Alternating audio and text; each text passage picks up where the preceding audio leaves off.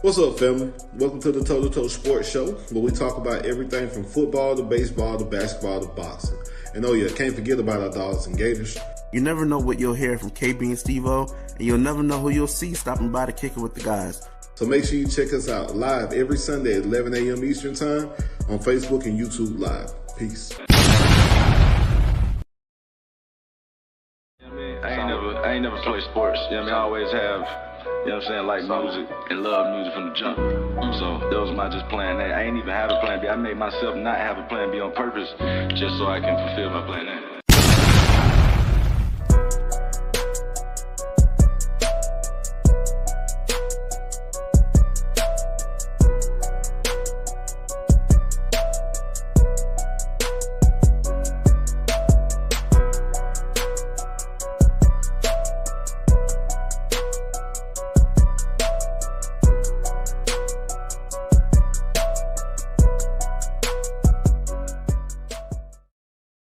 Yes, sir.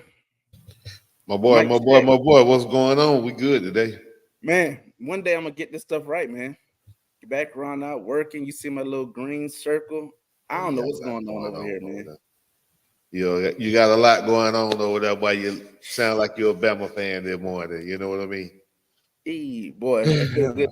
That payback a week later, huh? Ooh, I know them DMs is different. Wait, I can't find them. I've been looking for a Bama fan since yesterday. I can't find them. I done called them. I done checked on them. I done texted them. Rolled by the house. Ain't nobody coming outside. Ain't nobody answering the door. Ain't nobody answering the phone call. I guess we just got to get into the shits. It went down yesterday. Ooh, that's why you love college football. You know what I mean? I know all the other sports is cool, and we love to talk about a lot of the other sports. Don't get me wrong. But man, yesterday was the day for college football fans. So like you got it. So last week, not the world was shocked, but it was a lot of stuff going on. Bama beat UGA in a fashion that they did. You know, the UGA came back, but that was a talk. It was like, oh, this Bama team gonna be different. And then they went from like 8 to 1, ranked fourth, and then they jumped up to number 1. Yeah, it was. And it was a lot going on last week. Like you said, last week was a lot. And then I think there was a comment made last week as well. I get in. But the only place you play in the SEC that's not hard to play is Vanderbilt. Because when you play at Vanderbilt, you have more fans there than they have. And that's no disrespect to them. It's just the truth. Hey, when we played in Nashville, we had more fans, Alabama fans, than what they had Vanderbilt fans. Yeah, Nashville's a great city to go visit, too. You know, it's like the Vegas of the Midwest. So if there's an away game, it's certainly a good place to kind of go take a weekend trip to. We'll go watch Alabama do their thing to a football team. We'll get great seats because there's going to be a lot available. And then we'll do Nashville, too. What a win. I didn't even think about that. Vandy's working against a couple different things there. One of them is interest in their football team. But it's coming back. Yeah. It's coming back.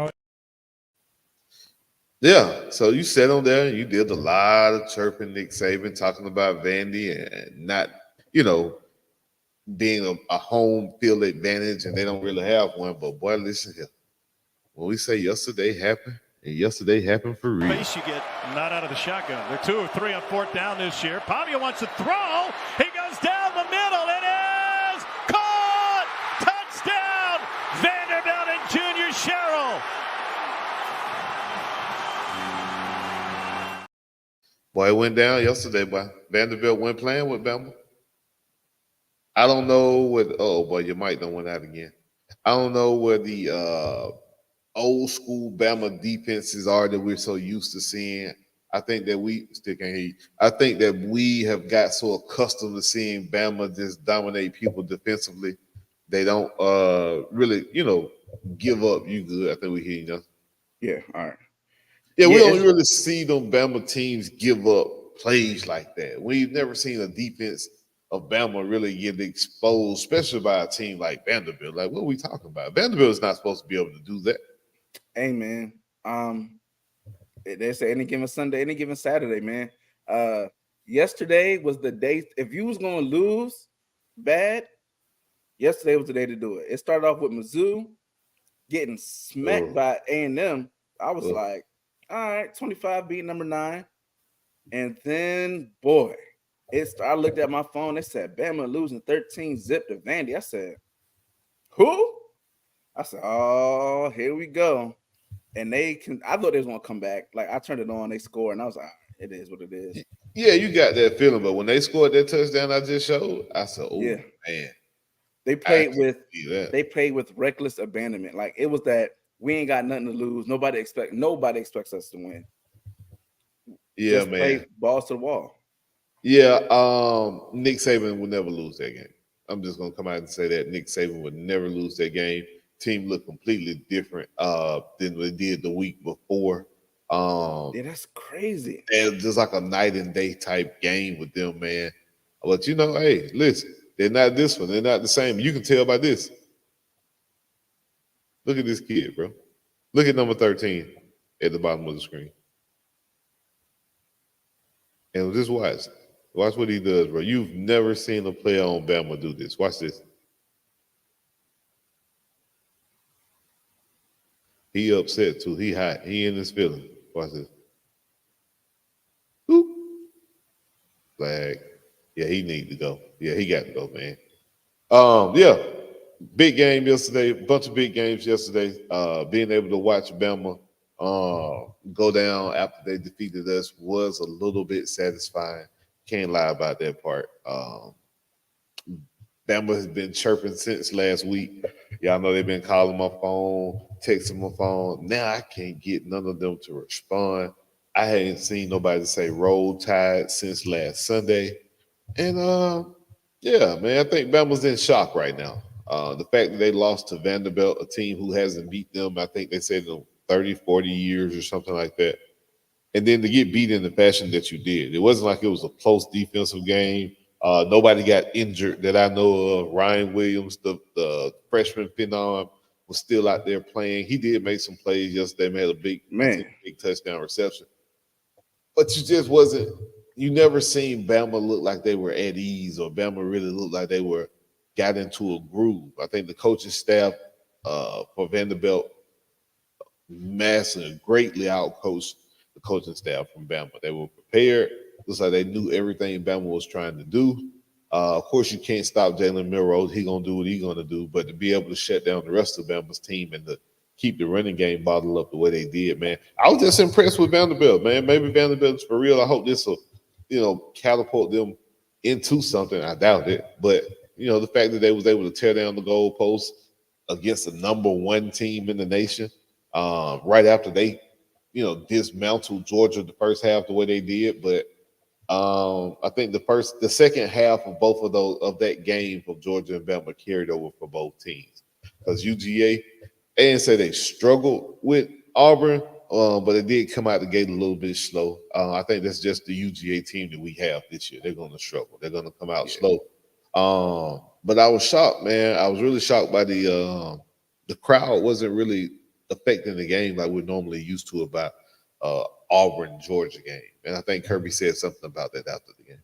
It was a great victory for Georgia. Tell you what, it was hot out there today, Shock. And if anything, to be honest, I'm a little disappointed. And I'm probably disappointed in our fans for the first time that I thought there was, a lack of really affecting the game, crowd noise-wise, passion and energy. And, hey, it was hot, but our players got full pads on, helmets, pads, and it's hot out there. And they're pushing, trying to have a home field advantage like we've had when we've played against teams. And I can't get crowd noise. And that's frustrating for me. So I just be honest about it. I think we got to do a better job as fans. And I know I got to do a better job as a coach, but we need these fans to support us, and these players need them behind them. Hey, man. Hey, that's the mark of a good coach.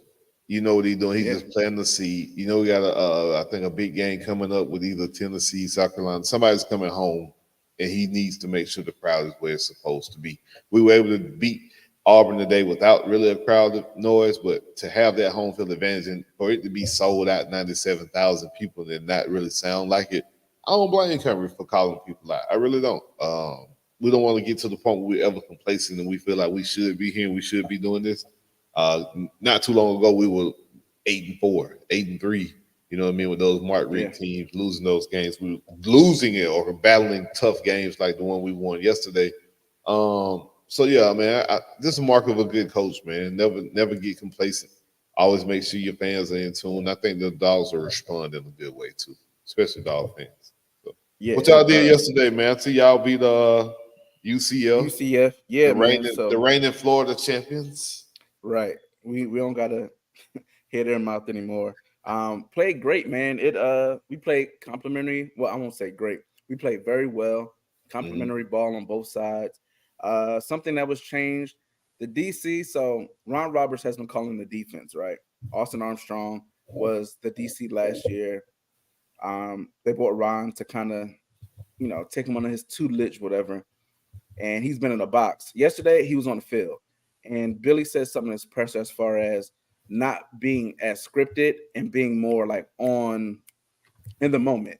And that's really big. Like it's normal for everybody else's coach, but for Billy, it shows that maybe he's getting out of his analytic back in the sense of being like, okay, yeah, you have a script of things you want to go if it works perfectly, but if it doesn't, then you need to be able to, go here and go there. So it was great. Both sides of the ball. We stopped them. The third lowest rushing for UCF. They're number 2 in the nation.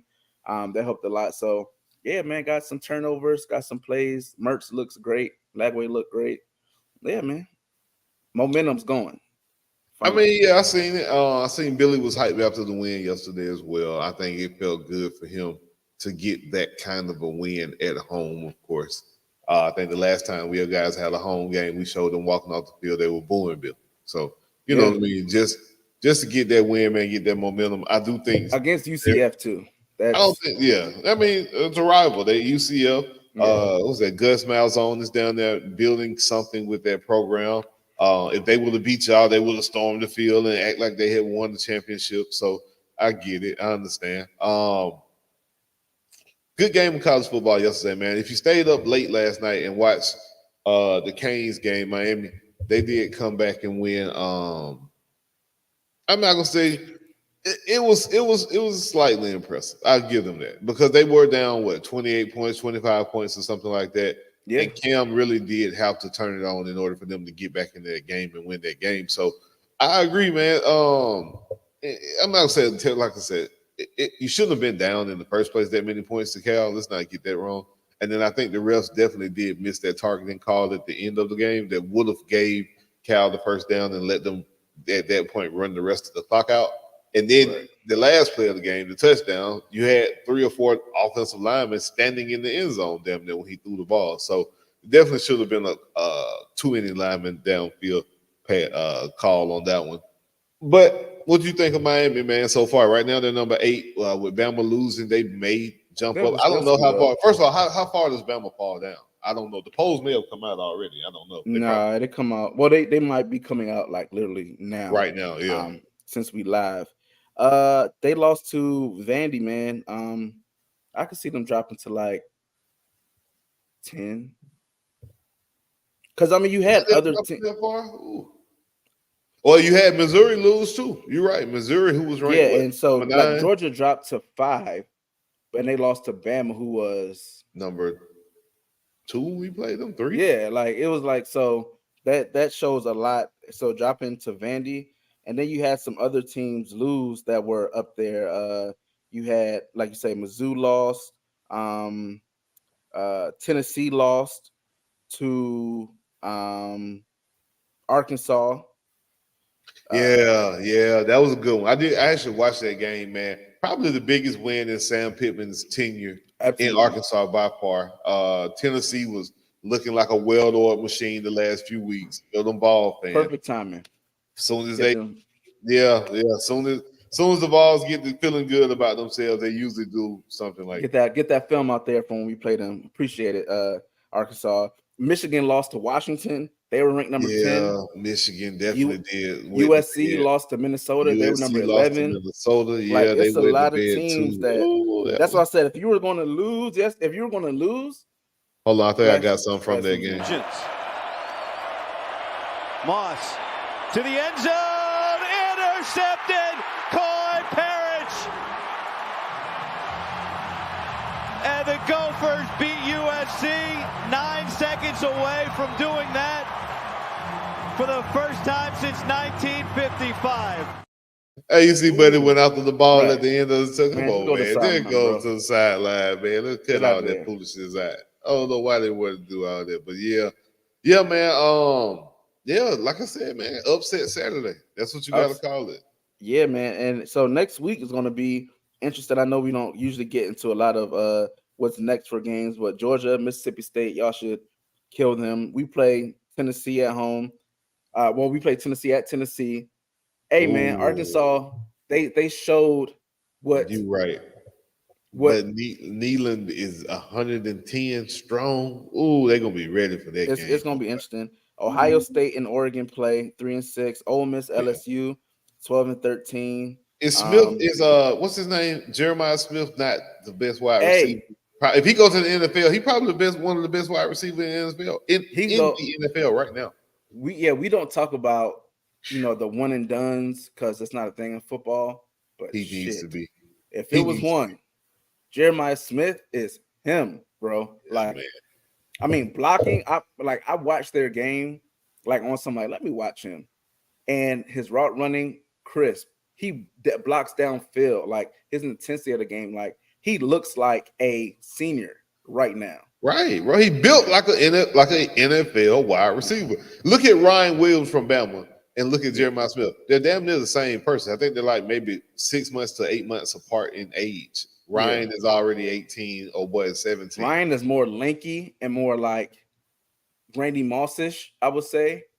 In the sense of he's tall, lanky. He can deceptively fast. He look at him, he just throws past you. Jeremiah Smith is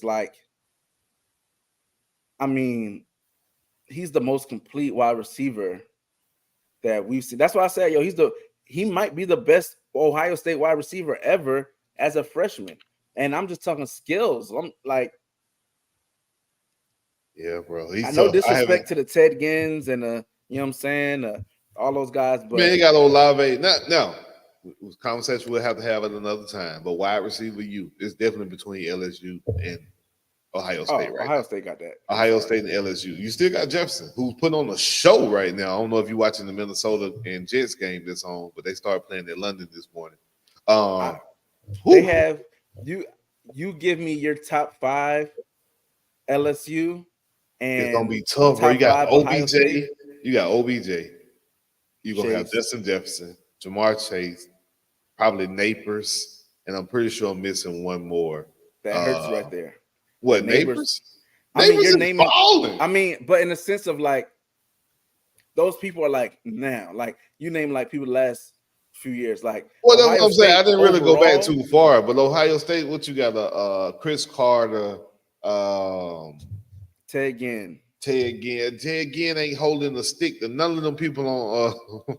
When Ted Ginn came out, the Ted Ginn today, no. Ted Ginn when he in college when he came out, nah, bro. He was good, but just looking at totality from the transition from college and representing the pros. But then you got the Olaves, Marvin Harrison, Garrett Wilson.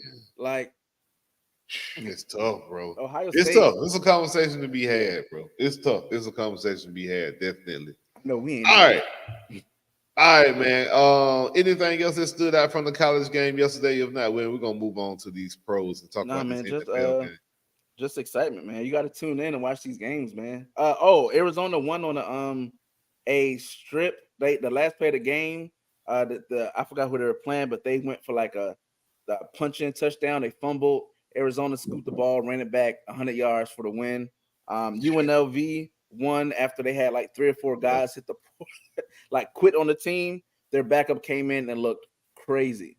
Shout out to Marion. That go-go offense looks as advertised, man. Hey, man, it's SMU, man. The ACC is going to be – ACC is actually scary, competitive. I don't say scary, but they're actually pretty competitive and good as far as the conference.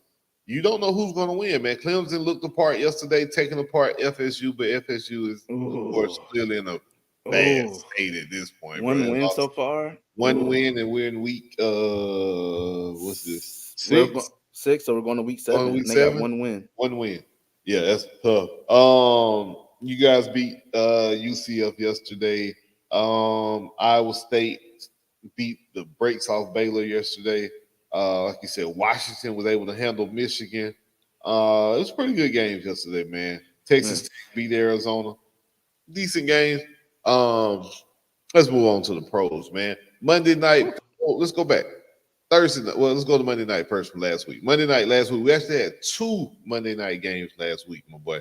We had the Dolphins, who just looked terrible without Tua. I told you, bro. The Dolphins look really, really bad, man. They went in and lost to the Kansas City Chiefs. Oh, no, I'm sorry. Not the Chiefs. I'm tripping. The Dolphins lost to the Titans 31-12. Titans.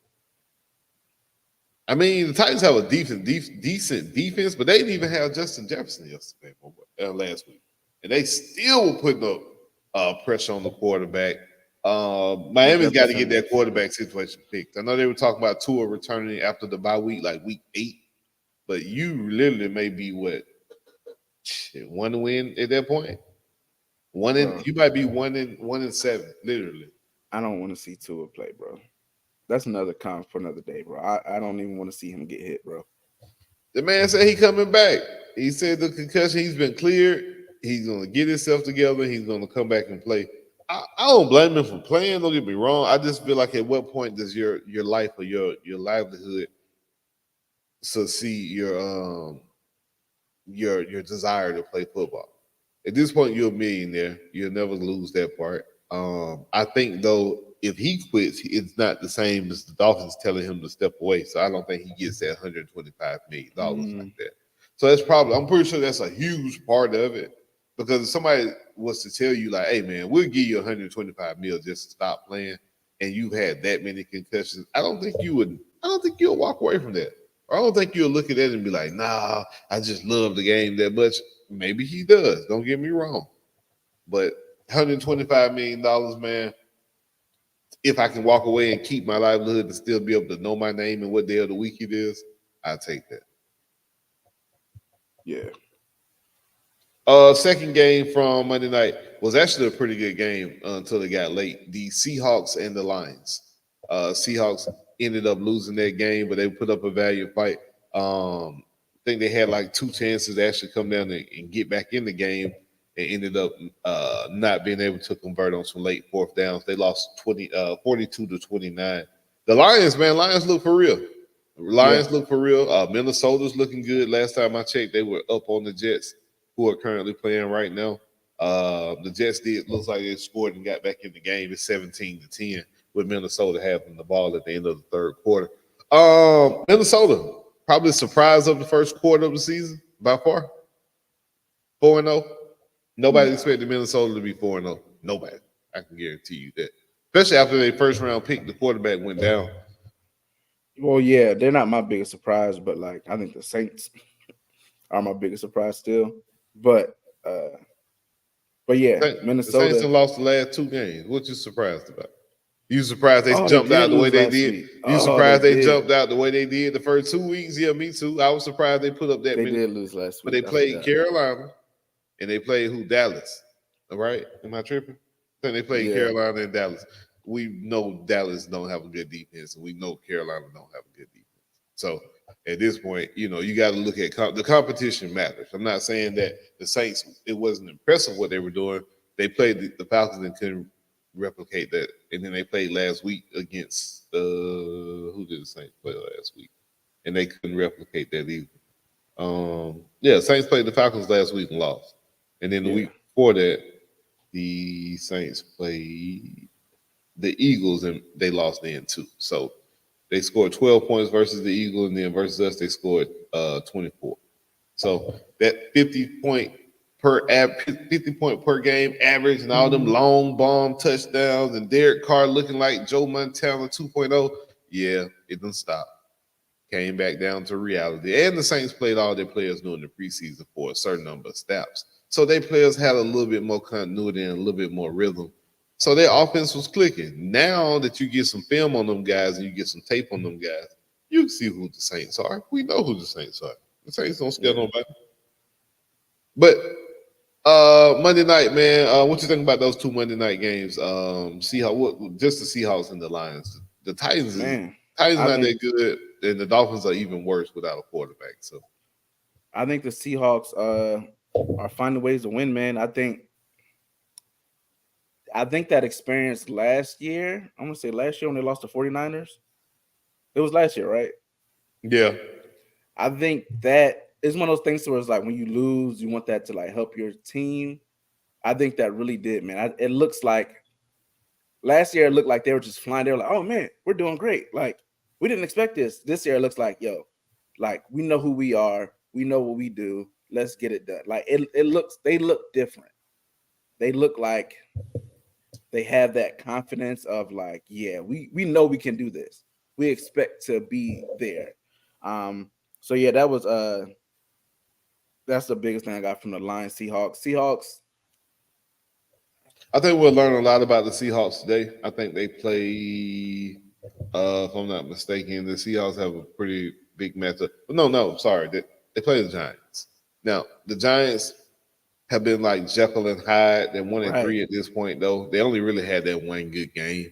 Outside of that, Daniel Jones has looked just like we expected Daniel Jones to look.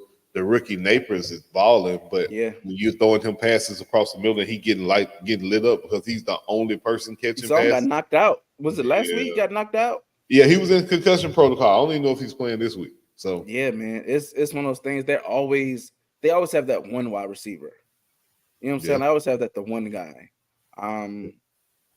The Giant, like they messed up giving Dan. I understand why you pay the quarterback because it's a quarterback league and blah blah.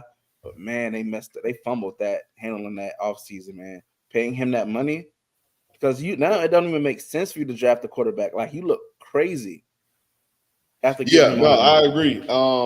You do, but at the same time, if you're in position to get Shedeur, there's no way you pass him up if you're the Giants. Amen. There's no way. I don't think there's no way any team, the Giants, the Raiders, the Panthers, even the Jaguars, can you pass up? Maybe the Jags. The Jags, they can go for Travis Hunter. I can get that part. But there's so many teams that have quarterbacks technically that you can't pass up on the quarterback of the century. I mean, he's going to be one of those guys. So he was talking to Mark Davis. He said this could be your home. He said you might be home already.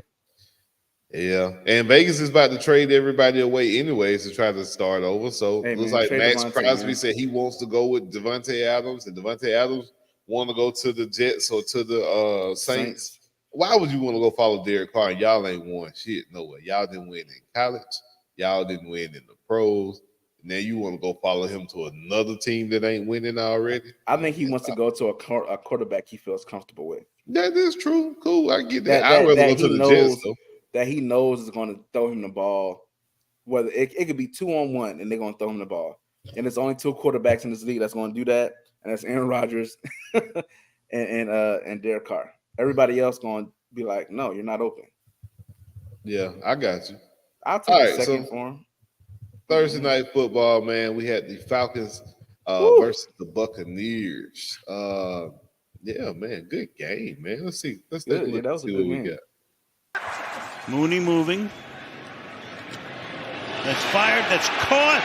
And that is Hodge. And Hodge is going to take it to the end zone.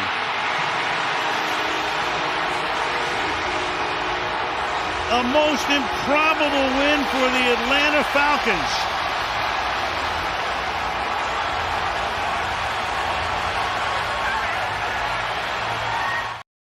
So yeah, man. For his life. Listen, when he caught that thing, cut that thing up, highly impressed, man. Kirk, that's what you pay somebody $50 million a year for. I mean, everybody was like, "Oh, y'all paying Kirk? What you paying Kirk for?" That's why you pay Kirk. Yeah. Desmond Ritter wouldn't have did that. Yeah. Marcus Mariota wouldn't have did that. None of the quarterbacks we've had in the last few years would have been able to pull that off since Matt Ryan in 2017. That's the last time you would have got any type of quarterback play that would have even resembled something close to that. So I agree, man. The Falcons do look good. Folks gotta apologize. He deserves an apology, man. Y'all Atlanta fans was don't say y'all crazy. Say y'all. Penix time. Oh man, good Kirk Cousins looks great. And he's getting healthier too. That's the thing. It's not even the fact he's not even fully healthy. He's getting healthier. Healthy and confident. But it's the weapons, man. It's the weapons. You see why you drafted Bijan in the first. You see why you drafted Drake London in the first. You see why you drafted Kyle Pitts. They really had a Kyle Pitts site. Kyle Pitts had 8 receptions for 90 yards or something like that. About time y'all treat my man right. Everybody else, talking about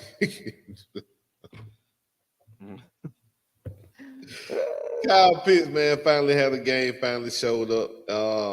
Hey, man, I like what I'm seeing, man. I like it. It's Atlanta. I love it. Hey, man. I feel like the coach fits. Everything fits, my boy. Look at the coach Raheem after the game. Tell me this ain't a brother from Atlanta.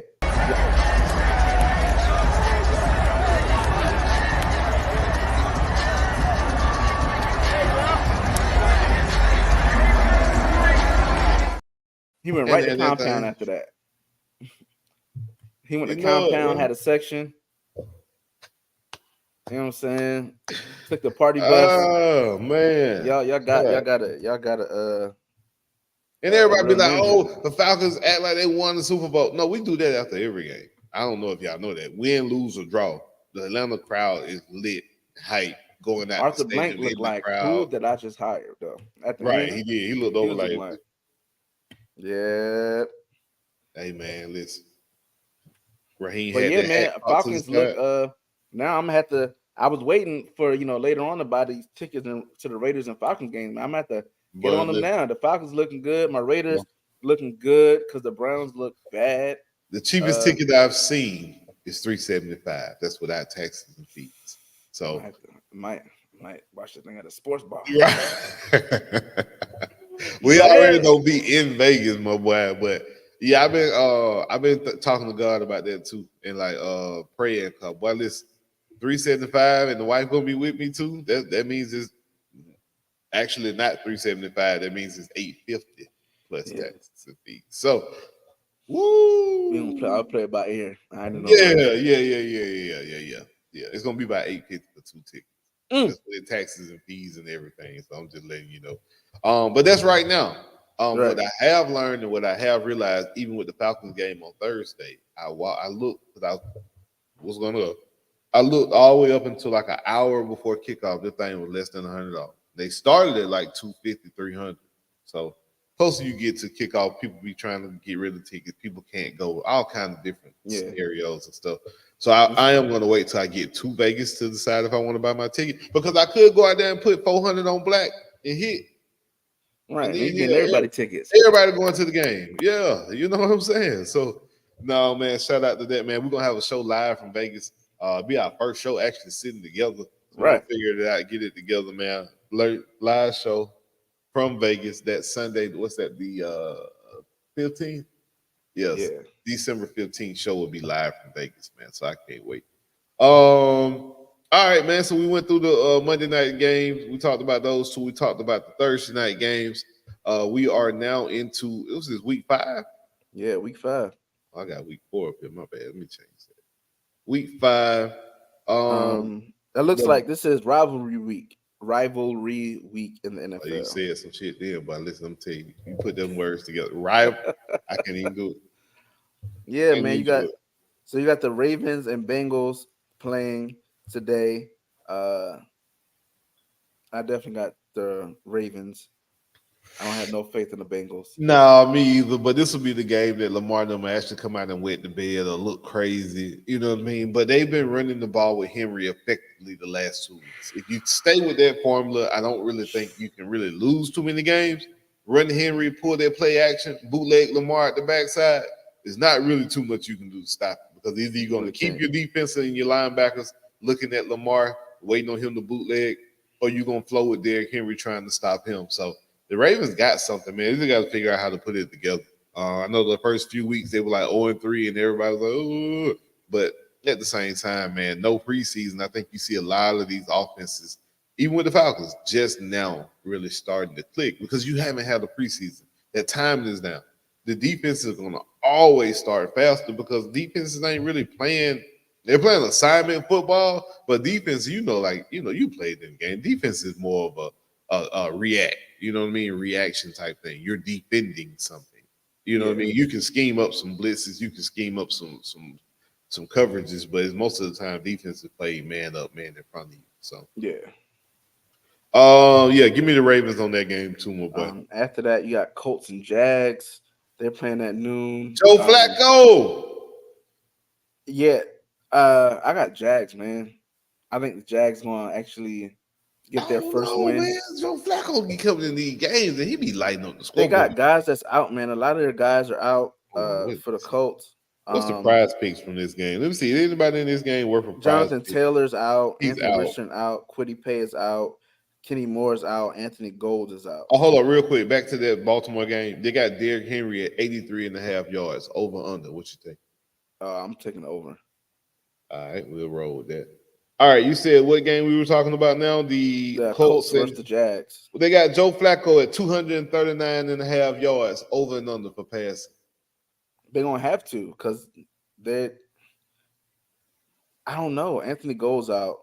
You're starting running backs out. You're starting quarterback. I don't know, man. This might be one of those like 10, 13 sloppy, ugly games. You know what I'm saying? They got Joe Burrow at 257.5 passing yards. Over, under. Which one you take?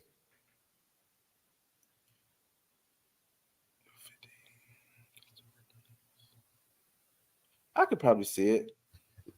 He's averaging 215. I could probably see something go off. All right. They got Lamar at 210.5 yards passing. Yeah. He'll go more than that. I think so too. Yeah. All right. What's the next game we got on the slate? Who we got? Dolphins and the Pats. Oh Lord. Both 1-3.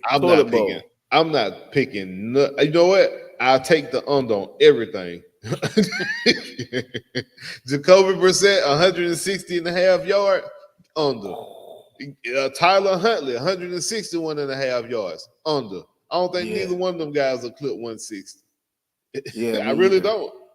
I don't. Ooh, this game might be 8-5. 2 safeties, 3 field goals. Right. God. If I had to pick a team, though, I had to pick one to win. Right. Give me the Pats for the win, though. I mean, if I had to pick somebody, give me the Pats for the win. Yeah. After that, Browns and Commanders. Oh, give me the Commanders. Yeah, Jaden Daniels looks great. They got Jaden Daniels at 200.5 passing yards. Over, under. I'm taking that. Over the Browns? You're going over or under? Over. Okay. All right. Give me Washington for the win. Yeah, Who you got next? What we got next? Bills and Texans. That's gonna be. Ooh, that's a good one. That's what I'm probably watching as I paint. Ooh. Well, what time load I paint in the crib? Yeah, man. Okay. These women always coming up with something to do, man. I swear. We finna epoxy the damn garage floor. Who cares about the garage floor, KB? Is it cracked? Is it functioning properly? Is it crooked? Now I got to move all this stuff out. Boy, listen, I got a 96 Impala garage. What you want me to move that at?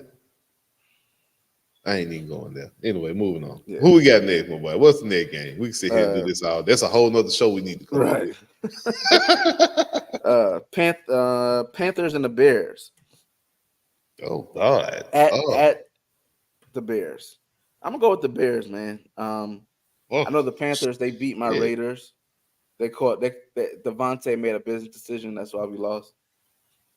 But I'm gonna go with the Bears. I think the Bears have their defense. I think their defense is just too good. Shocking fact, right? The Bears have the longest home winning streak in the NFL.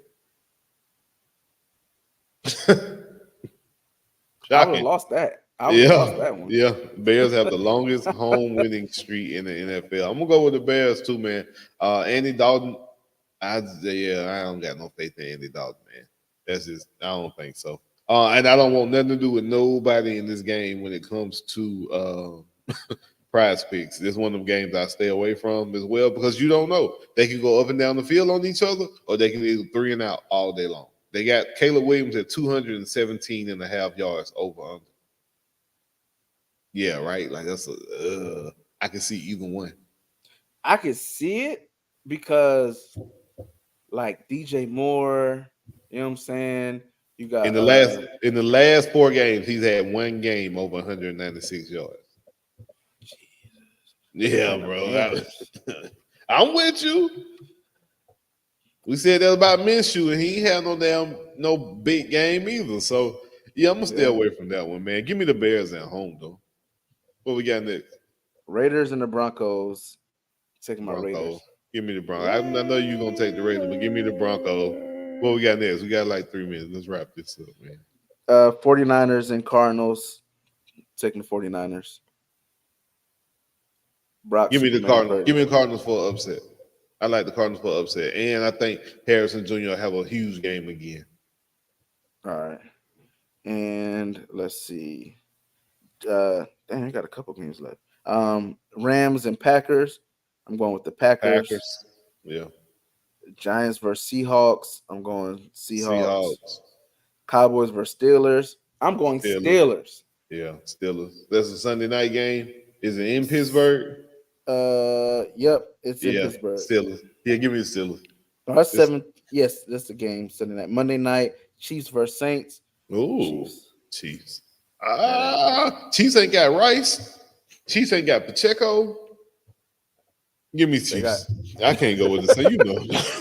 You know, I'm not They got Mahomes. Oh, okay. You know I'm not picking the Saints. I don't care who they play. They could be playing Pop Warner football team. I'm gonna go out there and root for the kids. I don't care. Right. Yeah, man. So we got new business ventures that we're about to embark on, or we're trying to embark on, guys. So that's why we're gonna keep these things to 45 minutes, unless we have something going on or a big show. Then we may do one for an hour and a half and split it into 2 shows. You'll start seeing me to implement some commercial type stops and breaks in this thing sooner and later as well. So yeah, some things we're trying to do, man. Some things we're trying to add to the portfolio for Toe2Toe Sports, man. KB, what you got, man? Nothing, man. Went to the Usher concert last night. Oh shit! Was a time.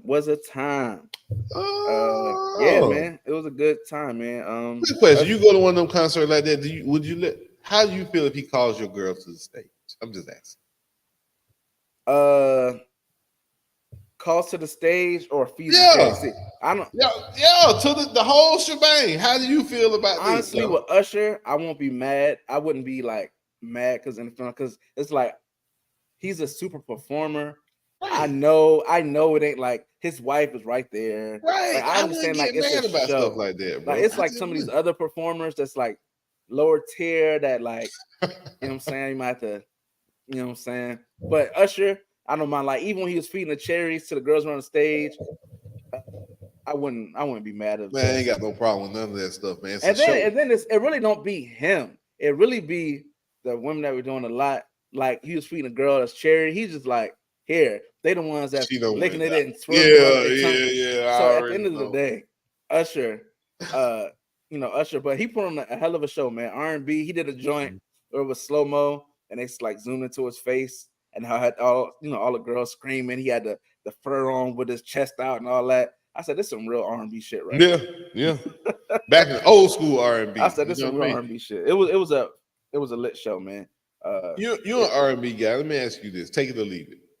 Jermaine Dupri says the reason that R&B has lost, or we've lost R&B, is because we don't have that many kids or youth in the church where they sing and get that exposure anymore. What do you think? You're a music guy. You're in music. You're producing.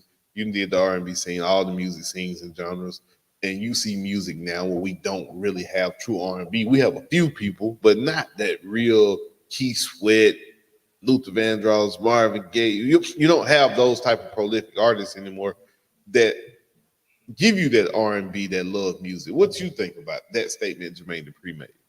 I don't necessarily agree. I have to leave it for that one because R&B, like it's just not. That's not the sound of now. Like before, radio really pushed stuff. You know what I'm saying? And they would push the Erykah Badu's. They would push, a lot of the Black-centric R&B people. Now it's all hip. It's all like, hip hop. It's all. If we call it the hip hop, we call it the hip hop drill music. I hate the this drill. Now it's like drill, trap. So that's the sound, and then you have like the whole industry is away from the radio. Like, you know, if you listen, I don't ever listen to the radio, but if you do, they play the same song like 8 times. So it's like, it's very like record company heavy, and it's just oversaturated with music. Like, you really have to search for music. Like, there's a lot of R&B people that me and Just listen to that aren't mainstream, but you go to their concerts, it's sold out 10 seconds. They be on tour and it's gone. So I think R&B is prevalent. It's just that people aren't digesting it because that's not what kids want to hear. You know what I'm saying? I got you. No, R&B isn't cool right now. I got you. I love horizontal activity, so I'm gonna always keep R&B close to my heart. Hey, man, the vision, man, can't go wrong with that. That's true. The horizontal mambo. It is. Hey, man, make sure you guys hit that like button. Make sure you hit that share button, man. It don't hurt to share it, man. Just put it on your page. Let somebody else see it. You know what I'm saying? They may think you cool. Right. And hit that subscribe button too, man. Make sure you guys go to the YouTube channel, hit the subscribe button. Make sure you go to the Facebook page, hit the follow button, hit the like button, hit the share button. We got the X account popping off as well, but we'll be on there talking games and talking about what's going on. You guys know where you can find us at on all of your streaming platforms. We are Toe2Toe Sports. This is my boy KB. I'm your dog Steveo, and we are out. Peace. Later. I ain't never played sports. You know what I mean? I always have, you know what I'm saying, like music and love music from the jump. So that was my just plan A. I ain't even have a plan B. I made myself not have a plan B on purpose just so I can fulfill my plan A.